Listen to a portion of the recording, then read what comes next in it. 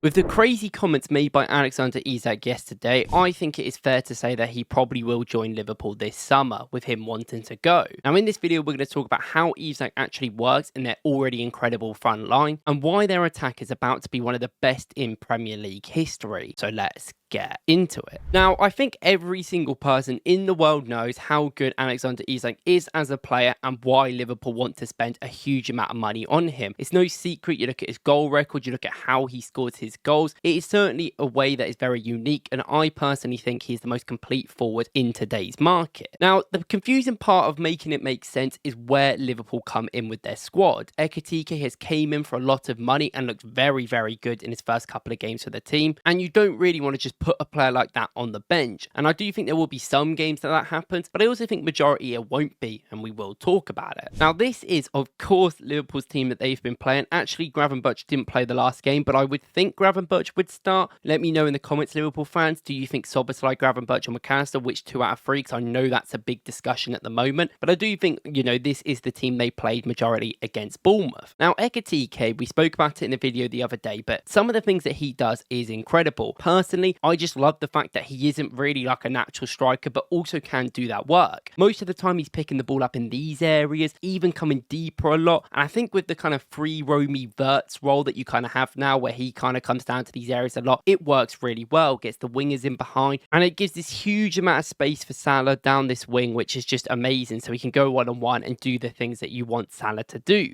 Now, Ekitike is a player that you will know from his touch map, and most of the times just watching him pick up the ball, it's in these areas. And I do think that is a very interesting part about how he would work with potentially an Alexander Isak, here he is, in a team. And I personally would want to play both of them together, but obviously that means someone is going to miss out, which may or may not mean they are even more attacking than they are already, which is obviously incredible. Now, we will specifically talk about Isak in a bit, but I still want to go a little bit into the Ekitike role and how they could kind of work differently to each other as well. So obviously, like we've mentioned multiple times, Ekitike is in these sort of areas you see very deep and like not really in the action, but then he kind of moves into these attacking positions to score the goal. This is actually where he scores because this ball is slotted through here for him, and then he ends up putting the ball through past the defender to score the goal. Now, I do think this is what you really want from Ekitike, and I don't think that is personally going to change. However, in comparison to the difference that I think we'll see with Isak is more of these situations. This is where Liverpool counter quick. Konate goes past one of these players deeper and gets that space. You can actually see Kershkev is here and he makes this run going right into the centre, so very far up the pitch to kind of take that man away so this space can be created. But obviously Ekitike is making that run past the defender, which you want to see for the player. Now, this run by Ekitike is obviously very important because it actually just drags this player away, creates even more space for people to run in behind. This is something Isak will be great at on the break, and I think is a way that Liverpool can use him to the best of his abilities, but not taking that brilliant work away from Ekitike. Now, this is where we talk about where Isak can play in the team then. So if Ekitike is probably better at these deeper positions, but can also do that running in behind, I do think that you would want him in the team. He is very multifunctional and can play in multiple ways.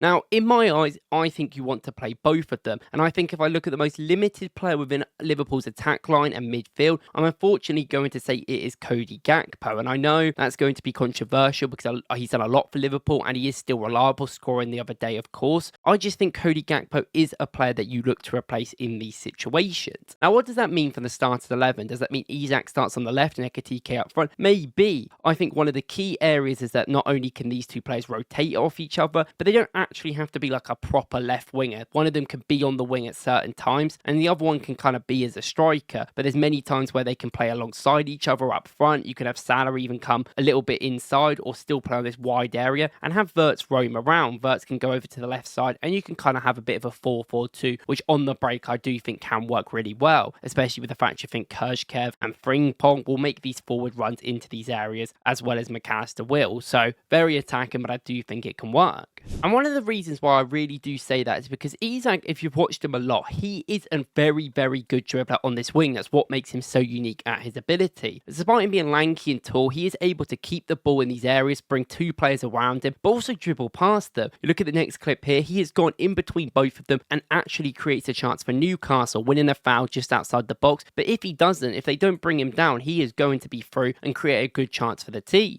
I also want to mention the Carabao Cup final between Liverpool and Newcastle Newcastle last year. A lot of times Newcastle were going long from quite early goal kicks to kind of hit that ball long first time and try and get the second ball. And look where Isak is. He always kind of positioned himself on this left-hand side and then attacked the defender where the ball was aimed at. This ball isn't even towards Isak. It's supposed to be a second ball where they can win the ball in this midfield and then Isak can get in behind and cut inside. This puts him away from someone like Van Dijk, who's that key defender, and also just allows him to have that space at this side. I think against a lot of teams this could work really well. You can have Ekitike in these more deeper positions if you want from these long balls, so he could be the more direct style of player, while you can always do that with Isak and swap at the end of the day. But Isak is very much used to being on this left-hand side anyway and will love it, and I don't think that's much difference within the play.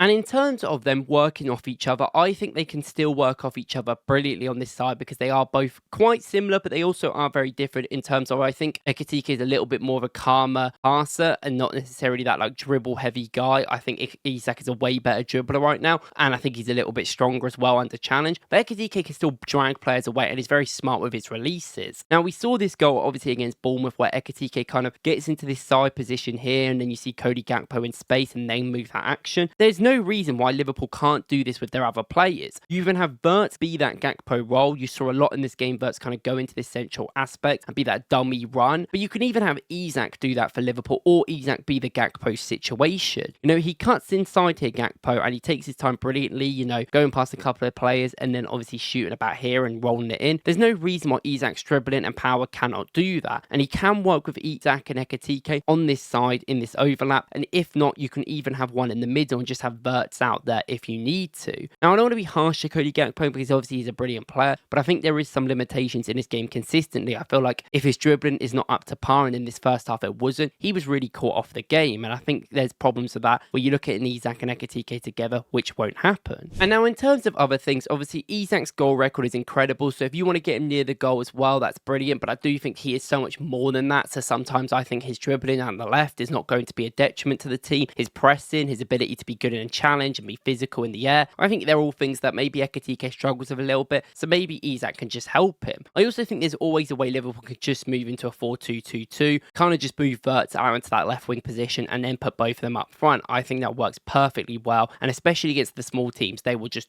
dominate. There's going to be times where they maybe are still too attacking. They're going to have that problem anyway, I feel like, but I do think they will just dominate a lot of teams, and it doesn't have to be your go-to tactic every single game. Gakpo can come in for more traditional games if you wanted to, but I think them two should play, and it still gives Ekitike enough game time to really cut in off that left side when he rotates with Isak to score the goals that he wants to, and then not only improve under him as well. Now, of course, there's so much more you could talk about with the Isak transfer and how it's working and everything about that, but if you want to get my opinions about his transfer and his decision making in terms of his contract, go and watch my video yesterday where we went through his big statement and kind of my thoughts, but I would say it's quite positive to Liverpool overall. Thank you guys for watching. I appreciate it as always, and let me know what you guys think in the comments. See you in the next one.